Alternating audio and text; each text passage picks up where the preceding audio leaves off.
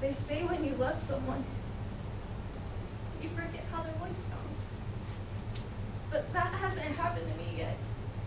I still remember the exact conversation I had with Mick before his accident. It went something like this. Hey Phoebe, wait up. I need you to do me a favor. Dylan Rugby's having a bunch of us over to practice for basketball. Can you ride my bike home? Sorry, Mick, I can't. I have soccer practice after school. You're just gonna have to do it yourself. But Phoebe, I don't even know where the kid lives. You'll be fine. I'll look like a doofus. Sorry, doofus. You're so cool, Phoebe. And then I just walked away. I walked away without even saying goodbye. And when I was running sprints at soccer practice, I heard those awful sirens. And then the rest just played out like an old sad movie. The old secretary lady ran to my coach. My coach ran to me and put her hand on my shoulder. And then the siren stopped. And I did the only thing I could think of. I fell on my knees and I prayed to God that it wasn't Mick, that it couldn't be Mick, that it would have been one of his friends.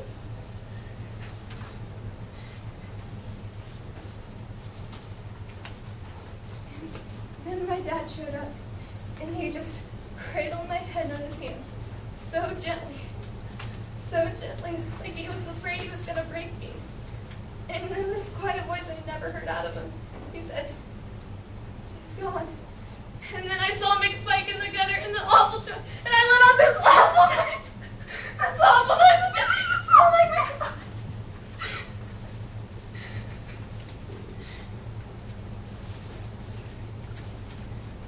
Yesterday marks the 100th anniversary of Mick's accident. I used to think anniversaries were to celebrate happy times. But now I know it's only a measurement of time. And I wanted to feel close to my brother, so I went to the place where he last been. I know it sounds morbid, but I wasn't going to the place where he died. I was going to the place where he last lived. And there were a group of workmen setting up a set of bleachers in West Smith. They'd been working all day. They didn't get done until dark. But you know what? You're going to be nuts to leave West Smith unguarded. Especially when there's a 14-year-old girl who's been watching you all afternoon with a stick in her hand. And that stick was just the perfect size. Just small enough that it would write me, but strong enough that it would carve the words deep into the cement. Forever. That's the part I like about it. The forever. So I calmly walk across the street, bend down and write M-I-C-K-H-A-R-T-E.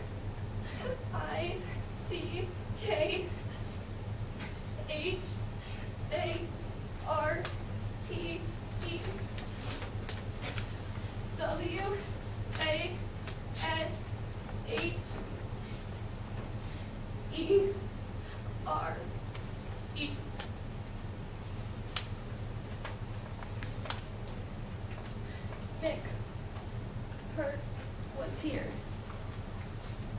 And now he's gone. He's gone forever. But for 12 years and 5 months, my brother was one of the neatest kids you'd ever want to meet. And I just wanted to tell you about him. I just thought you might want to know.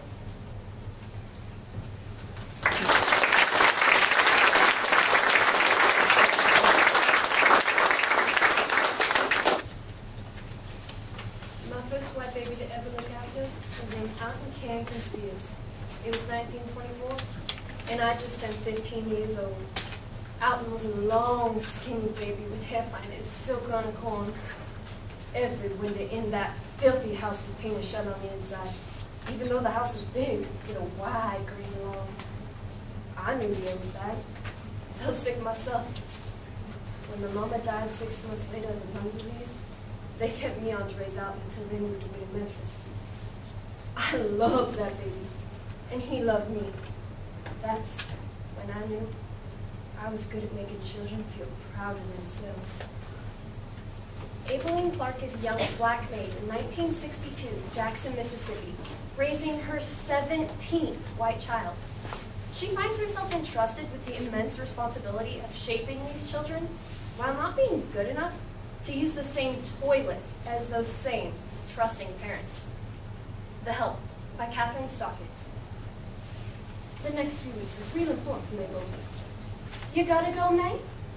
No! You drunk up 2 glasses of grape juice. I know you gotta go. No! I'll give you a cookie if you go for me. We look at each other a while. Usually I can get them going after about 2 weeks. But that's if I got their mamas up with me. Little girls gotta see their daddy doing standing up silence. Little girls gotta see their mama sitting down. But Miss Leafle won't let that girl come near her when she's going. And that's the trouble. Just go for me a little bit, baby girl. She stick her lip out and she shake her head. Miss Leafle gonna get her hair done. Else, I ask her again, will she set the example? Even though I know that woman's already said no 5 times. Last time Miss Leafle said no, I was fixing on telling her how many children I raised in my lifetime and ask her what number she on. But I ended up saying, all right, like I always do. I give you 2 cookies. May Mobley, she shake her head and say, you go. Now, I ain't saying I ain't heard this before, but usually I can get around it. I know though, she got to see how it's done before she gonna get to business. So, I say, I don't gotta go. Oh, then she get to crying and I know what I'm gonna have to do. I just don't know how to get about it. Should I take her out to the garage to mine, or should I go here in this bathroom? Oh, what if Miss Leafle come home and she see me sitting up here on this toilet? Oh, she'd have a fit. I put her diaper back on and we go out to the garage. Rain makes it smell a little swampy, and even with the light on, it's dark and there ain't no fancy wallpaper like inside the house. In fact, there ain't no proper walls at all, just plywood hammered together. I wonder if she gonna be scared. All right, baby girl, here it is, Abelin's bathroom. She stick her head in and her mouth make the shape of a Cheerio. She say, oh! I take down my underthings and I TT real fast. Get it back on before she can really see anything. And then I flush. And that's how you use the toilet. Well, don't she look surprised? Got her mouth hanging open like she gone done seen a miracle. I step out and before I know it, she got her diaper off and that little monkey done climbed up on the toilet, holding herself up so she don't fall in, going TT for herself. May Mobley, you going. That's real good. We run back inside and she get her 2 cookies. Later on, I get on the pot, she go for me again. That's the hardest part, that first couple times. But by the end of the day, I feel like I really gone done something. She getting me a pretty good talking to, and you can guess what the new word of the day is. What baby girl gonna do today? TT! What they gonna put in the history book next to today? TT! Late that afternoon when Miss Leafle come home with her hair all teased up. Guess what May Mobley done today? Went to the toilet for herself. Oh, that's wonderful! She gave her girl a hug, something I don't see enough of. You gotta make sure she go on the toilet from now on, else it's gonna be real confusing for her if you don't. Miss Leafle, she smiled and said, all right. Let's see if she do it for me one more time before I go home. We go in the bathroom and I get her diapers off and I put her up there on that toilet. But, baby girl, she's shaking her head. Come on, May Mobley, can't you go in the pot with your mama? No! Finally, I put her back down on her. That's all right. You did real good for today. But before I can get her diaper back on, baby girl run off as fast as she can. She got that back door open. She's in the garage, trying to reach the knob to my bathroom. Miss Leafle, she pointing. She raising her voice about 10 pitches too high. That is not your bathroom! Baby girl, she wagging her head. My bathroom!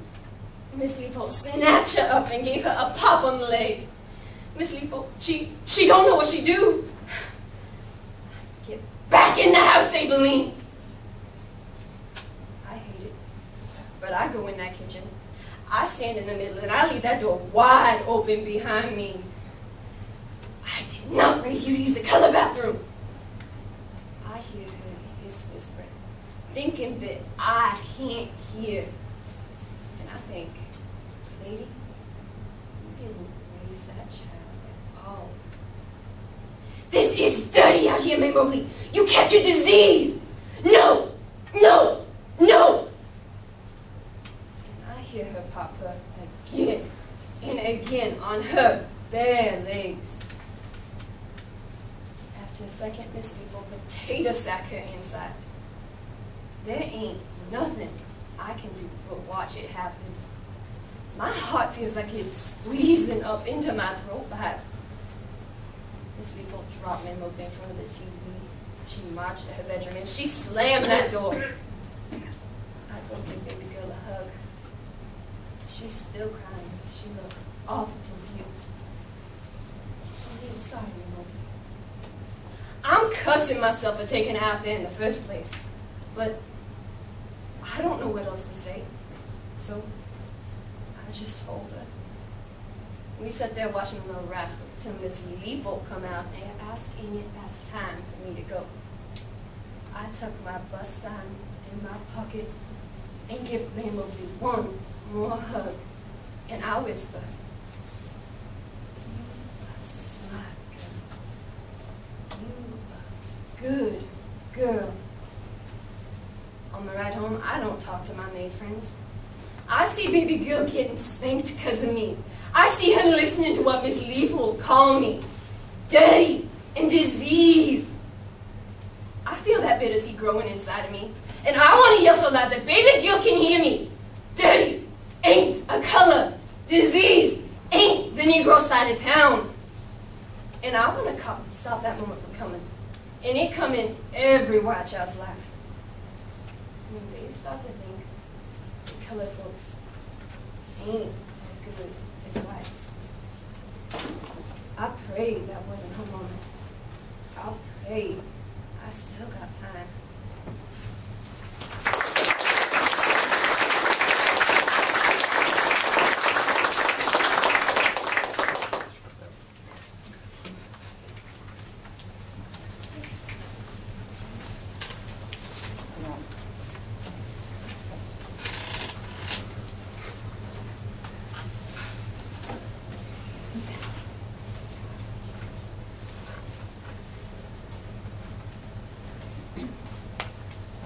She's impossible. Totally impossible. I can't stay living here for another hour. Another minute. I'm losing my hair because I'm so upset. I'm getting constipated, and it's all her fault. See what I mean? The mayor's counselor. By Joey Olette. She shaves her legs with my razor, the one I use on my legs. It's unsanitary. She leaves her dirty underwear all over the house. He clips his fingernails in the living room. She eats potato chips in bed, and she won't share. That's because you're getting fat. Me. I'm getting fat. Claude, you're great. Do you see? Totally Do you see? reasonable. Maybe we should try and speak La one at a time. la la. Don't be such a child. Don't be such a virus. Virus? I'm a virus? Athlete's foot. You can't call me athlete's foot. Athlete's foot. Take that back. Aw, did it hurt your feelings? A little bit. Fine, I'll take it back. Hemorrhoid. You can't call me hemorrhoid. Hemorrhoid! Look, do you want to do this or what? I can just walk right out here. You're the one who wanted to come to a marriage counselor, and I agreed. As usual, I gave in. Whoa, whoa, whoa. You never give in. Your stubbornness is the cause of our problem we've had. My stubbornness? I'm stubborn. Claude, you finally admit it, but Do you see the way she twists things? I don't twist anything. Maybe we should start from the beginning. All right. Well, we don't have time to start at the beginning. We're paying this bozo, aren't we? Sorry. $200 an hour, huh? I'll go first. We've never Been to a marriage counselor, before. but We thought we should try it. we tried everything else. We really have. Role playing, Self-help books, self-help videos, self-help seminars, acupuncture, talking to friends, hypnosis, talking to psychics. prostitutes. Excuse me. Did I say prostitutes? I meant to say Protestants.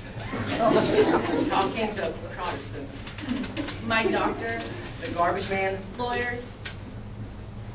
Did I say lawyers? I think you did. Have you been to a lawyer? Have you been to a prostitute?